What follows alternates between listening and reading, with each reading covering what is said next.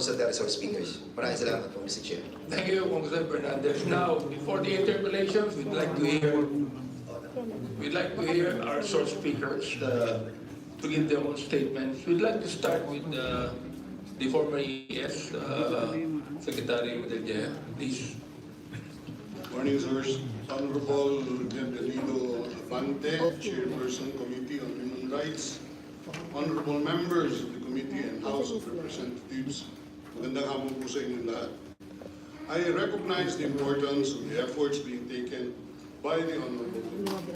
While I may not be the best person to answer questions on the subject matter of this committee, considering my limited capacity as ES at the time material, I am ready to assist and provide information insofar as the extent of my knowledge and allow disclosures. Thank you, Mr. Chairman and members of the committee, for allowing me to read my statement. Thank you, and mabuhay ang Mamayan Pilipino. Thank you, ES. To my colleagues, no, we are going to interpret after all of the source speakers spoken, okay? So, the second one would like to ask for the statement is our chairperson of the CHR, please, Attorney Papalato. Do you have anything to say? Your Honor, we have already made a statement during the last meeting. Okay, let's call on the new ones who have invited. No? Who's the next?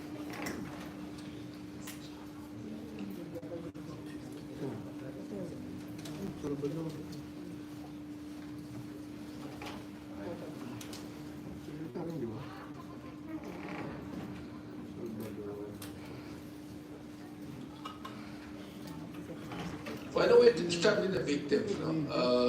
So we'll be able to know more, and our resource speakers perhaps could be able to know more about what the victims are trying to say here. So, but let's start with Attorney Conti, being the lawyer for the victims. Go ahead. Good morning to the members of the committee. For today, we would like to defer to the victims for their own statements.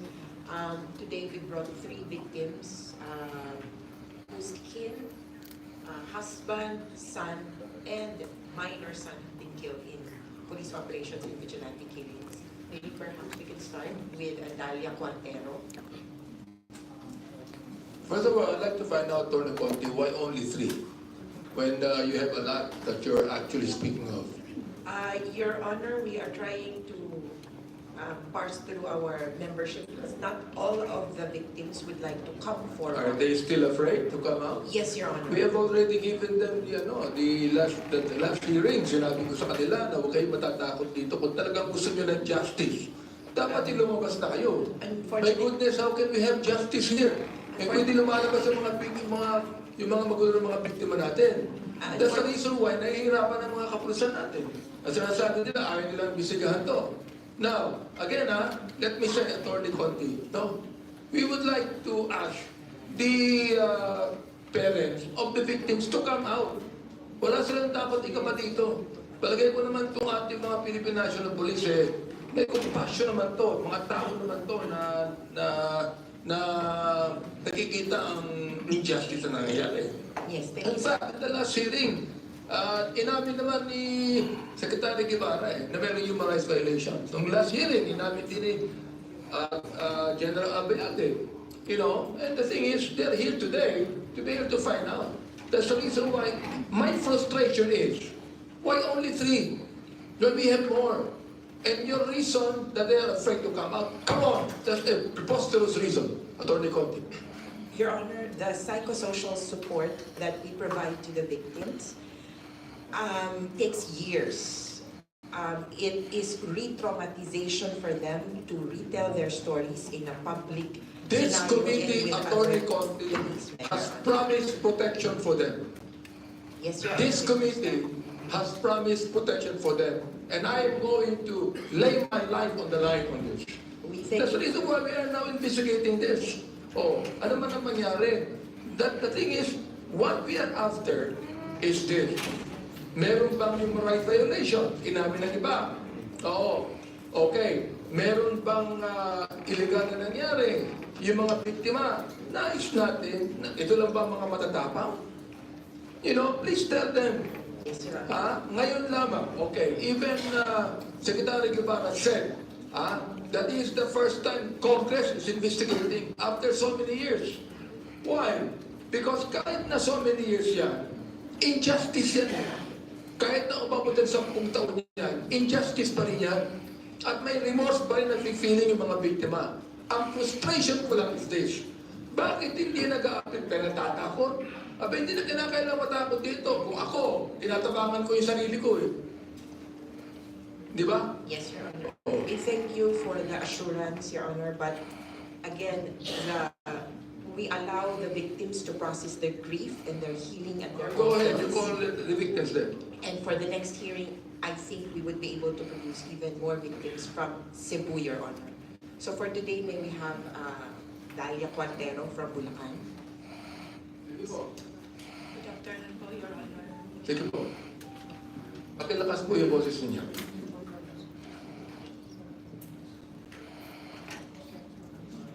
Ako po si Dalia Cuartero. Ako po ang ina ni Jesus Cuartero na pinatay ng pulis Bulacan noong March 2019. Daboy po ang tawag namin sa anak ko. Si Daboy po ay nagtatrabaho bilang HR sa isang kumpanya.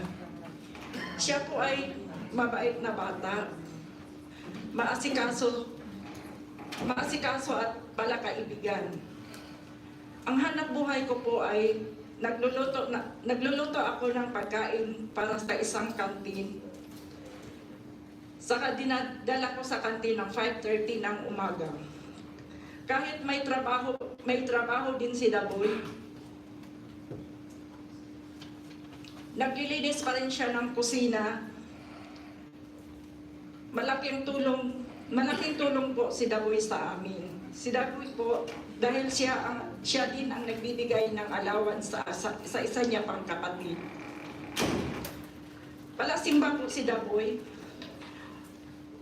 Wala pong pinipiling kaibigan at handa siyang tumulong sa kapwa niya. Kung minsan, yung mga kaibigan niya sa amin, gustong magtrabaho, walang pambayad sa requirements. Sila po ang nagbibigay ng pera para makapagtrabaho din po sila. Wala po sa anumang drug watch list ang anak ko sa barangay. Ang barangay na po namin mismo ang nagbibigay.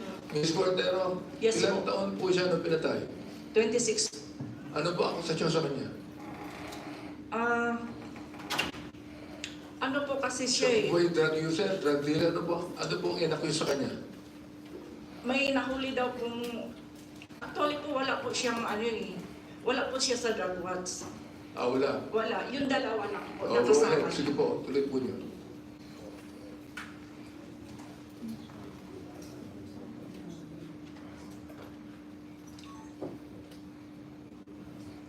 Palasimba po si Daboy, walang pinipiling kaibigan at handa siyang tumulong sa kapwa.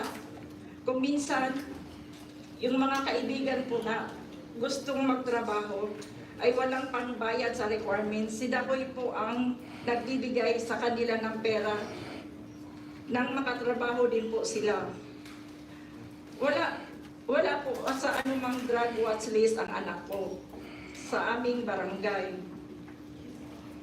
Barangay na mismo ang nagsabi, gayon pa man, natukhang pa din si Daboy. Noong March 2019, 2019, 7:30 ng gabi, nagpapaalam ang anak ko na pupunta sa kanyang pinsana si Jeffrey Hayla sa Lancaster Place Subdivision para makipagbanding sa kanyang mga pinsan. Yun na po ang huling beses na pagkikita at pag-usap ko kay Daboy. Ayon sa pamangkin kong si Jeffrey, habang sila'y nag-iinuman, ilang beses nagre-ring ang phone ni Daboy. Noong una, hindi niya ito sinagot. Kalaunan, sinagot na rin at umalis. May sasamahan daw itong kaibigan. Hindi na nakauwi si Daboy. Kinabukasan, March 25, 2019, bandang 7:30 ng umaga, may dumating na pamilya, may dumating na isang pamilyang kaibigan at hinahanap siya dahil magkasama daw si Daboy, magkasama sila ni Daboy noong gabing magkakasama.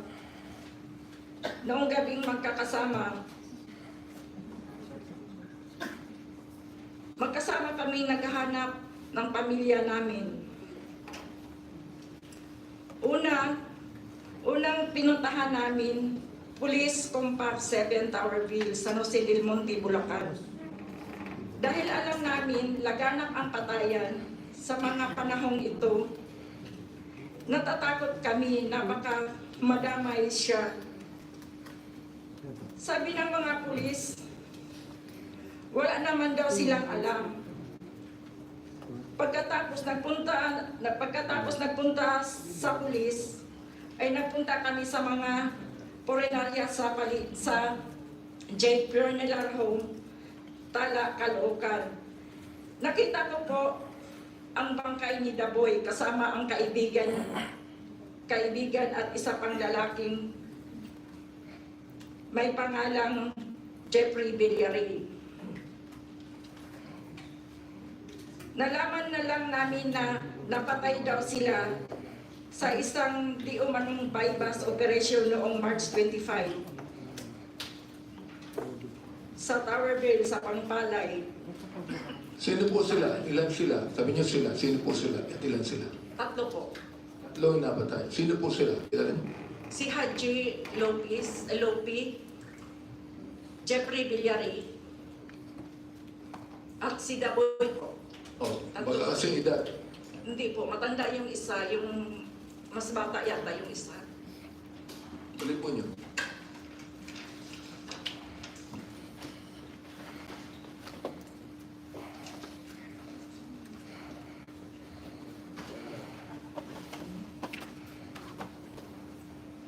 Minuyan Frapper San Jose del Monte, Bulacan, nanlaban daw.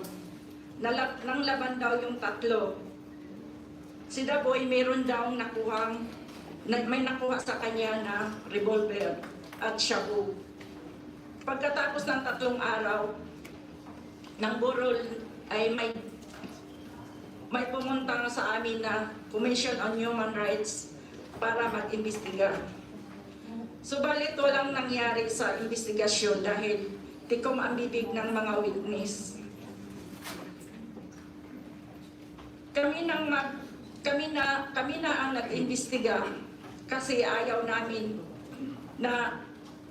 mga pulis. Sabi nga ang mga tao doon, talagang maraming nagaganap na patayan sa Towerville. Ang nalaman namin, nasa police custody na si Daboy at ang yung kaibigan niya. Tapos, dinala doon para tukhangin. Pero yung mismong tauhan ng motel kung saan dinala sila, Daboy, tahimik kahit CCTV, hindi nila makuha ng CHR. Walang nanagot sa nangyaring pagpaslang kay Daboy. Bagkos, tuloy-tuloy lang at dumami pa ang bilang ng mga namamatay. Dahil gira, umano, kontra droga. Nasa katunayan, gera laban sa mamamayan. Sa mga walang kalaban-laban, parang wala kaming pag-asa para bang ganun na lang kadali kunin ang buhay ng anak ko. Kaya naman lumapit kami sa Rise Up.